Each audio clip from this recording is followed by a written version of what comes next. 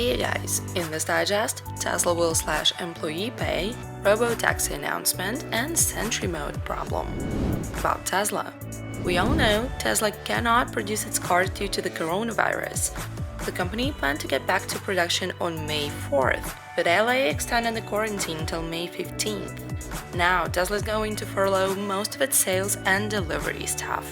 The company states it's a temporary solution and employees will be back to work as soon as production starts again. The company will also slash employee pay, 20 to 30% for their top management and 10% for the rest of the staff. Tesla is also going to increase Autopilot price starting July 1st. Current price is $7,000, which is already quite expensive, but Musk had warned us it's not going to get any cheaper. This is because Tesla owners will profit from the cars in the near future. Elon Musk said that their robotaxi service will be ready by the end of this year, feature-wise, but regulatory approval is the big unknown. Also, Elon revealed that Tesla's cabin-facing camera that has been in the Model 3 for years is there for robotaxi security reasons. Tesla's upcoming event has been pushed to mid-May, though it's hard to predict the exact date right now. The event will focus on batteries. There will be no new powertrain information. Musk said that there's too much to talk about in terms of batteries. There are a lot of new videos showing people watching their Sentry Mode and dashcam recordings right from the car. Also, MGM, that owns the rights for 2001 A Space Odyssey, forbade Tesla to use HAL 9000 for Sentry Mode. Now, Tesla is going to use it to rev from a popular game Portal 2 as a new phase of Sentry Mode. Tesla's latest software update features a cheetah stance. This feature allows Model S and Model X Raven to launch with maximum power. It works directly with adaptive suspension. The roll clearance is decreased in the front, while the rear is raised, so the car starts to look like a cat who's ready to attack. Tesla owners have already tested the update and are generally impressed with the outcome. Musk says Model Y deliveries in Europe may begin next year. They will be produced in Gigafactory Berlin, which is unfortunately facing problems with foundation because soil is different from what's been expected. Meanwhile, Tesla released Gigafactory Shanghai shots from the inside and it's impressive. There's also a video from the second building construction site. This building itself is huge and it may be connected to the first one. Things are going well in China. Tesla sales in March represent 25% of the whole EV market in the country. Also, Tesla has partnered with Cargo Smart, together with a logistics company and a terminal operator in the Shanghai port. They use blockchain for importing parts to the Chinese Gigafactory. Experts say Tesla can benefit from the current situation.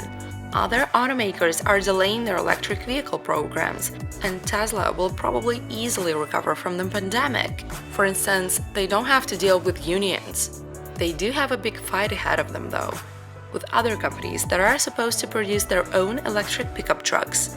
But their main competitor, Rivian, announced they're going to delay production until 2021, which is when Cybertruck comes out. By the way, Tesla enthusiasts found one more Cybertruck accessory, a ladder rack.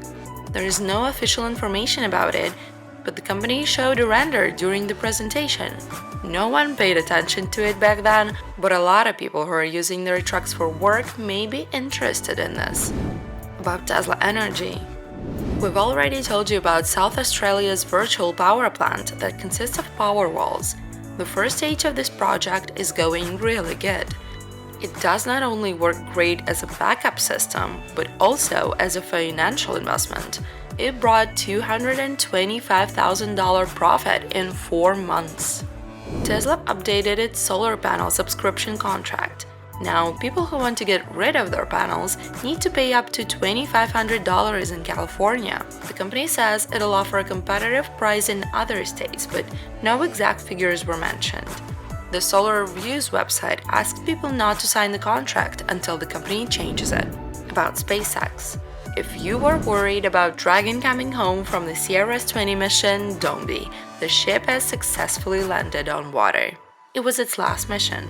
There were 12 version 1 ships, and now it's Dragon V2 that'll be going to ISS. Starlink's next launch was planned for April 16th, But the Of Course I Still Love You platform was stuck in the port and the launch may be pushed to next week. The exact date is still unknown. And finally, the Starship progress. The fourth prototype is being assembled faster than the third one. Two middle parts were stuck together and the upper part is already in Boca Chica. Some SM3 parts were left untouched after the explosion, so there's that. Thank you guys for watching this digest and supporting our April Fool's video. We're really glad you liked it. Stay safe and I'll see you next week.